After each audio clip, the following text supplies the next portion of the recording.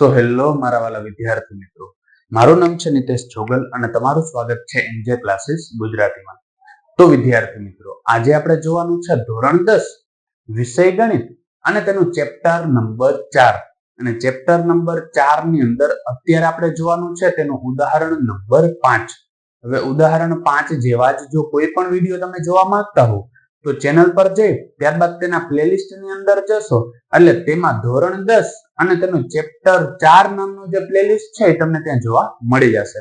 જ્યારે તમે તે પ્લેલિસ્ટ ની અંદર જશો એટલે તેની અંદર આ ચેપ્ટરના દરેક વિડીયો ક્રમ બાય ક્રમ તમને ત્યાં જોવા મળી જશે. તો આ વિડીયો જોયા પછી એને પણ જરૂરથી ચેક કરી લેશો. તો અત્યારે આપણે જોવાનું છે તેનું ઉદાહરણ નંબર 5 કે જેની રકમ મને કંઈક આ પ્રકારે આપેલી છે કે દ્વિઘાત સમીકરણ 3x નો વર્ગ માઇનસ 2 વર્ગમૂળમાં 6x પ્લસ 2 બરાબર 0 ના બીજ શોધો. તો પેલા તો મને જે આમાં સમીકરણ આપેલું છે એ સમીકરણ હું અહીંયા લખી નાખું છું. તો કંઈક આ પ્રકારનું મને સમીકરણ આપેલું છે અને આના મારે બીજ શોધવાના છે, એટલે કે આનો ઉકેલ શોધવાનો છે. હવે આનો ઉકેલ શોધવો હોય તો કેવી રીતે શોધી શકાય? કે સૌ પ્રથમ તો તમારે શું કરવાનું છે કે x² નો સહગુણક અને અચળ પદ આ બેનું શું કરવાનું? ગુણાકાર. ખાસ યાદ રાખજો, x² નો સહગુણક કીધો એટલે x² ની સાથે ગુણાકારમાં હોય ને એને x² નો સહગુણક કહેવાય. તો x² ની સાથે ગુણાકારમાં 3 છે એટલે એનો સહગુણક ખાલી 3 થાય. ઘણા વિદ્યાર્થીઓમાં મિસ્ટેક કરે, આ 3x લખીને બેઠા હોય. તો એવું નથી કરવાનું, આપણે શું રાખવાનું છે? ખાલી 3, કેમ કે x² સાથે ગુણાકારમાં કોણ છે? 3 છે, એટલે x² ને ગણવાના નથી. તો હવે આ 3 નો અને 2 નો ગુણાકાર કરો તો 3 દુ કેટલા થાય છે? 6. હવે આ 6 ના મારે એવા બે ભાગ કરવાના છે કે જેથી એનો ગુણાકાર કરું તો કેટલા આવવો જોઈએ? 6. અને એની જો સરવાળો કરું તો કેટલા આવવા જોઈએ? 2 વર્ગમૂળની અંદર 6. તો સમજી લ્યો કે અહીંયા હું ભાગ પાડું છું વર્ગમૂળમાં 6 અને વર્ગમૂળમાં 6. હવે આમાં પેલું પદ અને છેલ્લું પદ જોઈ લ્યો. પહેલી વસ્તુ કે પેલું પદ અને છેલ્લું પદ જેનો આપણે ગુણાકાર કર્યો ઈ બંનેની નિશાની સરખી હશે ને તો અહીંયા જે ભાગ પાડો ને એની નિશાની સરખી જ આવશે. બરાબર, સરખી આવશે.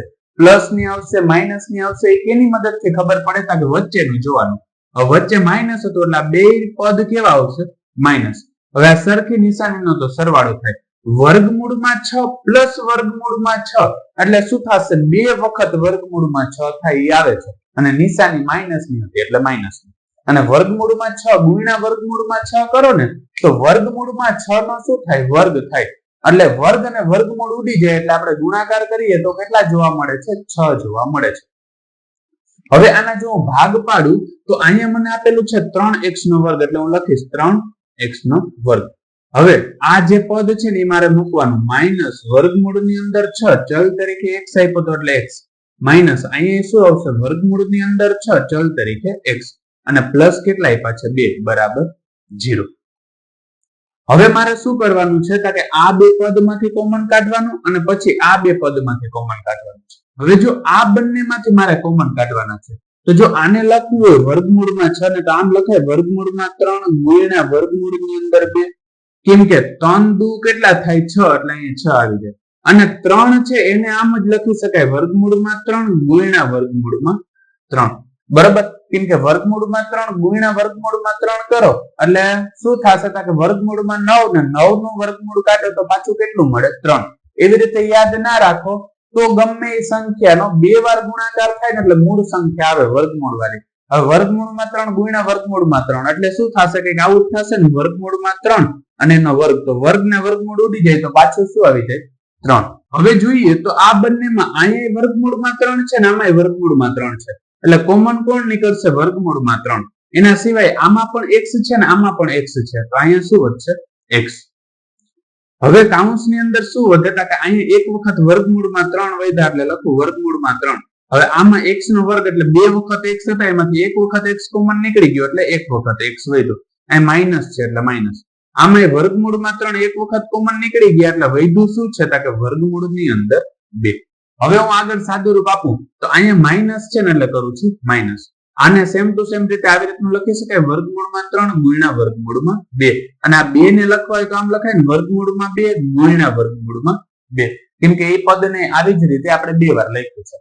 હવે જોઈ લ્યો તો આમાંય વર્ગમૂળમાં 2 છે ને આમાંય વર્ગમૂળમાં 2 છે તો કોમન કોણ નીકળશે વર્ગમૂળમાં 2 એટલે વૈધા શું કે અહીંયા વૈધા છે વર્ગમૂળમાં 3 ગુણ્યા શું હતા x હવે અહીંયા છે પ્લસ હવે જ્યારે આપણે બહાર માઇનસ ની નિશાની કોમન કાઢીએ ત્યારે અંદરની નિશાની બદલી જાય જો આ વર્ગમૂળમાં 6 વાળું પદ માઇનસ હતું તો પ્લસ થઈ ગયું તો આ જે 2 વાળું પદ છે એ પ્લસ છે તો કેવું થઈ જશે માઇનસ અને એમાંથી એક વખત વર્ગમૂળમાં 2 નીકળી ગયા તો ખાલી શું વધે છે વર્ગમૂળમાં 2 અને બરાબર શું થશે 0 હવે આ બે કાઉન્સ સરખા આવ્યા એટલે એને હું કોમન કાઢું એટલે શું થશે કે વર્ગમૂળમાં 3x માઇનસ વર્ગમૂળમાં 2 અને બીજા કાઉન્સમાં અહીંયા શું છે કે વર્ગમૂળમાં 3x અને અહીંયા શું છે કે માઇનસ વર્ગમૂળની અંદર 2 અને બરાબર શું મને જોવા મળે છે 0 હવે હું આનો આગળ સાદું રૂપ આપું તો શું થશે કે પહેલા પદ બરાબર 0 મૂકીશ અને બીજા પદ બરાબર 0 મૂકીશ તો પહેલું પદ શું છે કે વર્ગમૂળમાં 3x માઇનસ વર્ગમૂળમાં 2 અને બરાબર શું મૂકું છું 0